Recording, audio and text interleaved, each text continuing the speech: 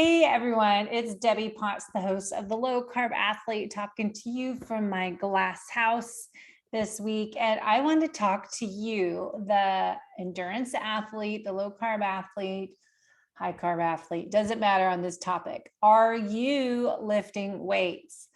I know I've been a personal trainer for, turning 50 this year. So it's been since college, it's been many years. I know about getting stronger and I know about personal training, different bodies and different personality types.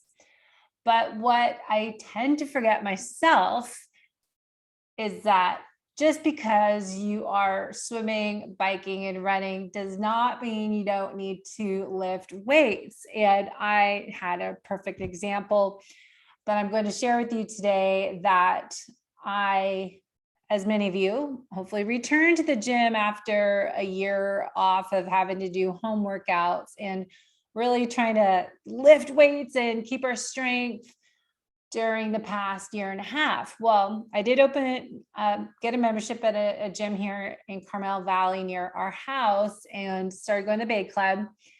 Started in June, about middle of June, and focusing on lifting weights just Mondays and Wednesdays and trying to fit that in.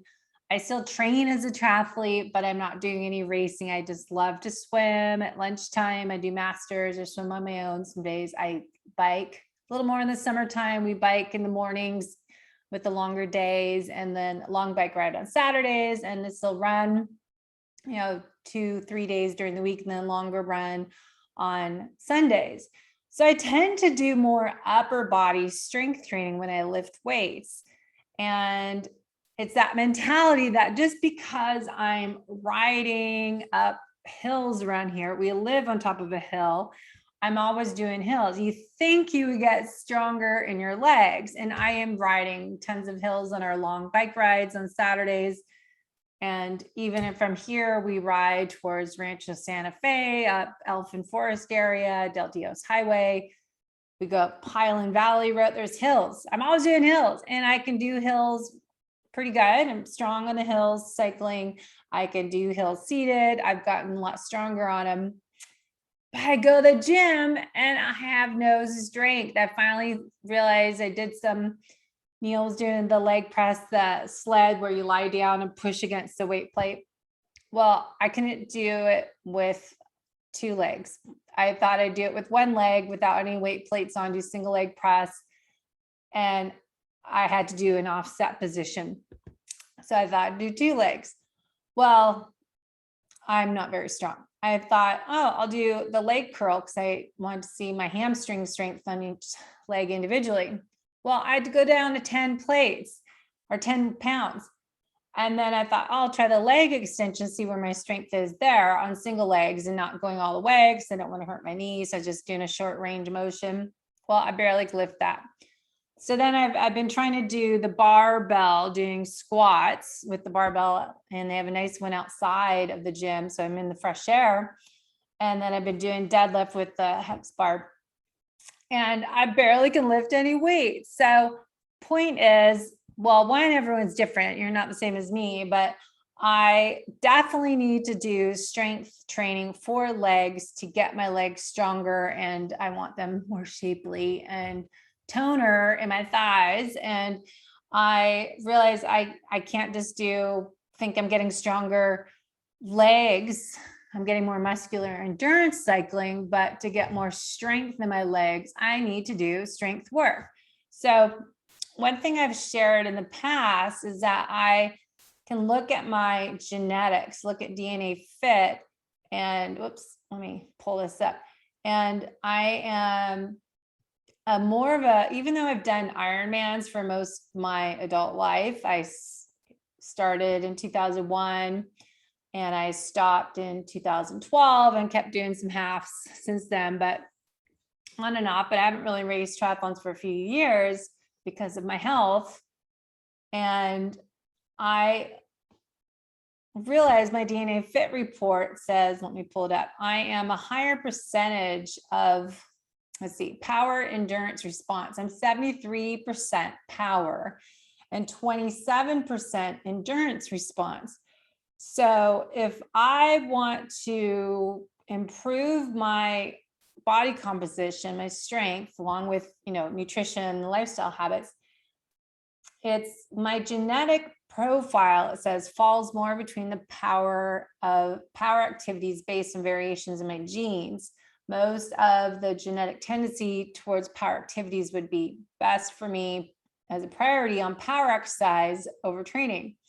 So it makes me kind of wonder. My whole life, I've been doing endurance events. I was a natural endurance athlete when I first did some cycling event around the San Juan Islands, and it was just natural to me to go ride, and it wasn't a big deal. But I think it's more about how do you train. So DNA Fit report, you can look at dnafit.com.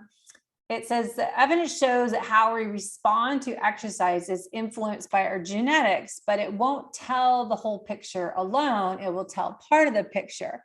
And variations in our genetic profile can explain why some people see better response to different type of exercise. Following a genetically guided exercise program from DNA Fit panel has shown up threefold of improvements in training compared to genetically mismatched training. So it's something to think about, the way you're training, how it's going to be different for you than for me. If our genetics are going to probably be a little different, and how it'll influence my workout. So a lot of the strength workouts I've been doing more so for my upper body are, I'll put in the link to the blog, but just doing like a 5x5 workout that I'm doing 5 lat pulls or pull-ups, 5 squats with weights, or maybe add some overhead presses. I'll do some push-ups off the stability ball or bench, or if I'm at the machines, I can do the chest fly, and then a core exercise. So picking 5 exercises, doing 5 reps each, doing that 5 rounds. Or maybe I'm doing like an 8 to 6 reps, or doing more reps one day, doing a 30, 20, 10. I like to do like 6 reps, 3, 4, 5 rounds of things. That's another exercise routine. I'll pick some exercises or do supersets back and forth, like I did upper body, lower body last night.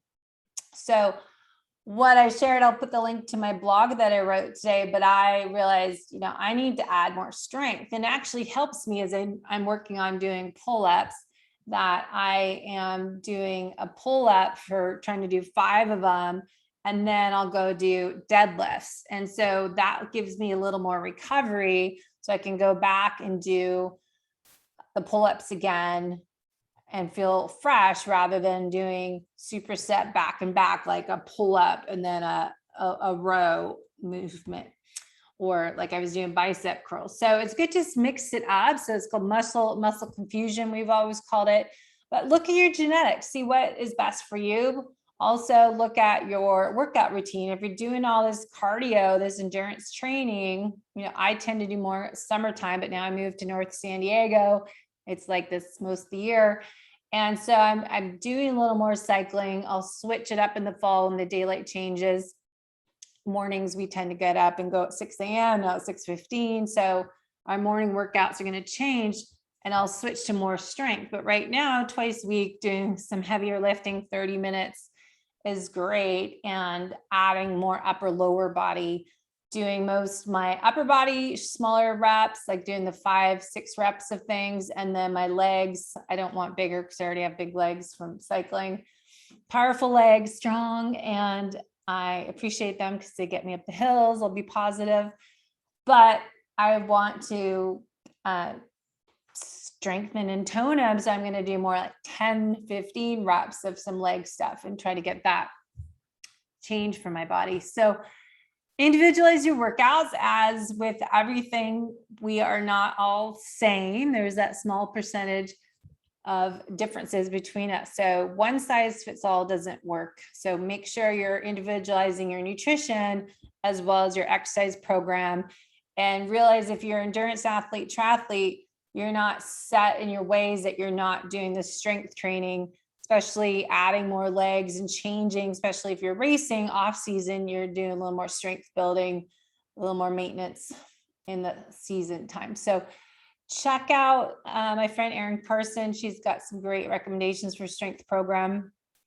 I put some info in my blog if you want to learn more. If you want kind of the holistic approach, I call it the holistic method, where I work one-on-one with people on the 8 elements of the holistic method, and then add in the functional lab testing and correlating that as well as their genetics to personalize a program for you, working on your nutrition, your exercise, stress reduction, sleep strategies, supplementation where needed. So let me know, reach out to debbiepotts.net for more information, and I'll talk to you next week on a little bit more on training and fasting for the athletes. But I'm working on gathering some research for you. All right, talk soon. Coming from the hilltop in North San Diego, talking to you for the Low Carb Athlete podcast. Enjoy your day.